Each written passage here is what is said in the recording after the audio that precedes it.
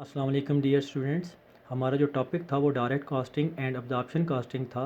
तो आज हम उसके प्रैक्टिकल क्वेश्चंस करेंगे। तो सबसे पहले हमारे पास क्वेश्चन नंबर 1 है, inventory unit cost under the direct costing. आपने क्या करना है, यूनिट कॉस्ट फाइंड आउट करनी है डायरेक्ट कॉस्टिंग में। Miller company uses the standard costing system and manufactures one product who standard cost is as follows.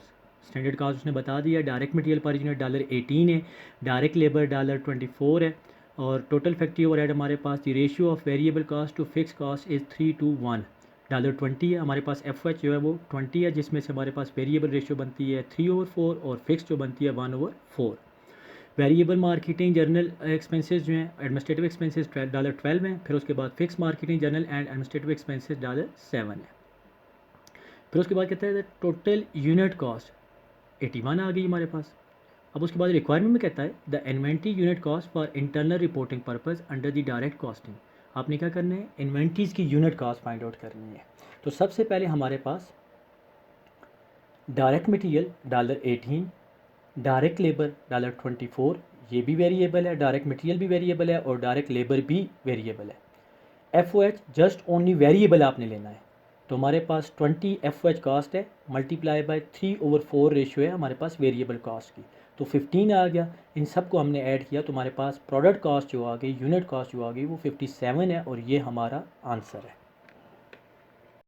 अब हमारे पास क्वेश्चन नंबर 2 है, direct costing income statement. The Prakash company is comparing it's present absorption costing practice with direct costing methods and examination of its record produce the following information. ये हमारे पास कुछ information है जिसमें कहता है मैक्सिमम प्लांट कैपेसिटी जो है वो 40,000 यूनिट्स है। अगर मैक्सिमम लेवल पे प्लांट काम करे तो 40,000 यूनिट प्रोड्यूस कर सकता है। नॉर्मल कैपेसिटी, एवरेज कैपेसिटी जो वो 36,000 है, और फिक्स्ड फैक्ट्री ओवरहेड 54,000। अब अगर हमें fix F O H per unit चाहिए होगा तो हमने क्या करना है, 54,000 हमारा जो है fixed F O H cost है, और ये हमने एस्टिमेट किया है किसके लिए, 36,000 यूनिट्स के लिए। तो यूनिट कॉस्ट फाइंड आउट करने के लिए 54,000 डिवाइड बाई 36,000 कर देंगे। फिर उसके बाद कहता है फिक्स मार्केटिंग एडमिनिस्ट्रेटिव एक्सपेंसेस $20,000 है, सेल्स प्राइस पर यूनिट $10 है, नंबर ऑफ यूनिट जो सोल्ड करेंगे उनके साथ हम मल्टीप्लाई करेंगे तो हमारे पास सेल्स आ जाएंगी। Standard variable manufacturing cost per unit 4 है, मैन्युफैक्चरिंग कॉस्ट 4 आ गई variable. Variable marketing expenses per unit sold $1। फिर उसके बाद for the year the following data are available. ये at the end of the year हमारे पास ये कुछ डेटा है हमारे पास। बजटेड प्रोडक्शन जो है वो 36,000 यूनिट्स थी। फिर उसके बाद एक्चुअल प्रोडक्शन 30,000 यूनिट्स जो हमने प्रोड्यूस किया करंट पीरियड में, और सेल्स हैं 28,000 यूनिट्स। अब ये सेल्स हमें दे दी और सेल्स की सेल्स प्राइस पर यूनिट भी दे दी है, तो मल्टीप्लाई करेंगे तो हमारे पास सेल्स आ जाएंगी।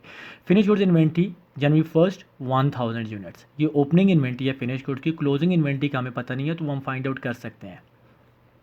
फिर उसके बाद unfavourable variance from standard variable manufacturing cost $5,000। 5,000 हमारे पास वेरिएंसेस हैं जो कि एफ एच वेरिएंसेस जिसको कहा जाता है। हमने जो एस्टीमेट किया हुआ है 5,000 अंडर एस्टीमेट किया हुआ है, तो इसको हमने एडजस्ट करना है। मीन ये कॉस्ट में ऐड हो जाएगी, इसकी वजह से हमारी 5,000 कॉस्ट जो है वो कम हुई है।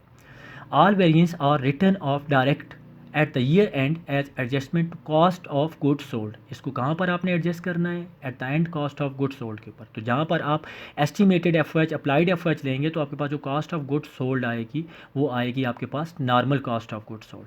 फिर उसमें से जब वेरिएंसेस के डिफरेंस आप निकालेंगे तो आपके पास actual cost of goods sold आ जाएगी। डायरेक्ट कॉस्टिंग मेथड्स में इनकम स्टेटमेंट आपने बनानी है, और operating income if the absorption costing has been used. Solution है इसका, income statement Prakash company income statement. सबसे पहले हमारे पास सेल्स है 28,000 यूनिट्स हैं, क्वेश्चन में गिवन थे, multiply by 10 sales price per unit given था, हमारे पास 2,80,000 आउटर कॉलम में आ गया। लेस कर देंगे variable cost of goods manufactured. अब सबसे पहले हमारे पास variable cost of goods manufactured में क्या है, 30,000 यूनिट्स हमने प्रोड्यूस किए हैं, multiply by per unit variable cost जो है वो 4 है, तो हमारे पास 1,20,000 हो गया। ऐड कर देंगे finish goods opening 1000 multiply by 4, rate है हमारे पास वेरिएबल 4,000 हो गया। Cost of goods available for sales आ गया। लेस कर देंगे फिनिश गुड्स एंडिंग 3,000 यूनिट्स हैं। अब ये 3,000 यूनिट्स कैसे आए हमारे पास यूनिट्स जो ओपनिंग थे वो 1,000 थे, यूनिट प्रोड्यूस जो थे हमारे पास 30,000 थे, तो टोटल 31,000 हो गया, और जो यूनिट सोल्ड थे वो 28,000 थे, तो हमारे पास जो बच जाने वाले यूनिट्स हैं वो 3,000 है। तो 3000 मल्टीप्लाई बाय 4 तो ये 12,000 हो गया। लेस किया तो हमारे पास variable cost of goods sold जो है वो 1,12,000 होगी। इसमें ऐड कर देंगे जो कास्ट हमने अंडरस्टेट की हुई है अनफेवरेबल वेरिएंस एफ का 5,000, तो हमारे पास actual variable cost of goods sold जो है 1,17,000। इसको जब आउटर में हम लेके गए लेस किया 2,80,000 में से, तो हमारे पास जो बचा 1,63,000, that is gross contribution margin. फिर इसके बाद हमने लेस कर दिया variable marketing expenses 28,000 multiply by 1 पर यूनिट गिवन था, तो हमारे पास 28,000 आ गया। तो हमारे पास आंसर आ गया 1,63,000 में से 28,000 हमने माइनस किया तो 1,35,000 कंट्रीब्यूशन मार्जिन। लेस कर देंगे इसमें से फिक्स एक्सपेंसेस, जिसमें हमारे पास फिक्स्ड एफ है और मार्केटिंग या administrative expenses fixed 54,000 20,000 total 74,000।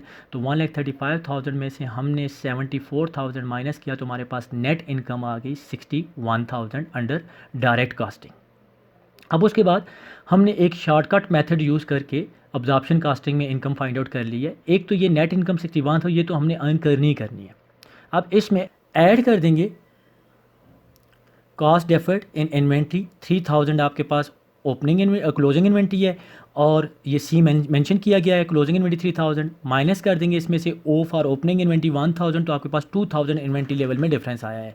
Multiply by per unit F rate जो है, ये रेट नीचे कैलकुलेटेड है। Budgeted F 54,000 divided by 36,000 normal production तो 1.5, तो 2,000 multiply by 1.5 that is equal to 3,000। तो आपके पास ऑपरेटिंग इनकम अब्जॉर्प्शन कॉस्टिंग में 64,000 आएगी।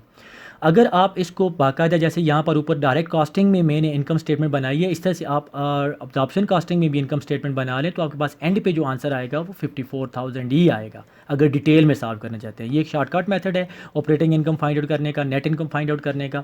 जो डिफरेंस होगा इन्वेंट्रीज़ में आप एफ रेट के साथ मल्टीप्लाई कर देंगे और उसमें ऐड कर देंगे, आपके पास अभी आप अब्जॉर्प्शन कॉस्टिंग में जो इनकम होगी वो आपके पास आ जाएगी, दैट इज़ 64,000। ये था हमारा आज का लेक्चर जी। आपका बहुत बहुत शुक्रिया जी। अल्लाह हाफ़िज़।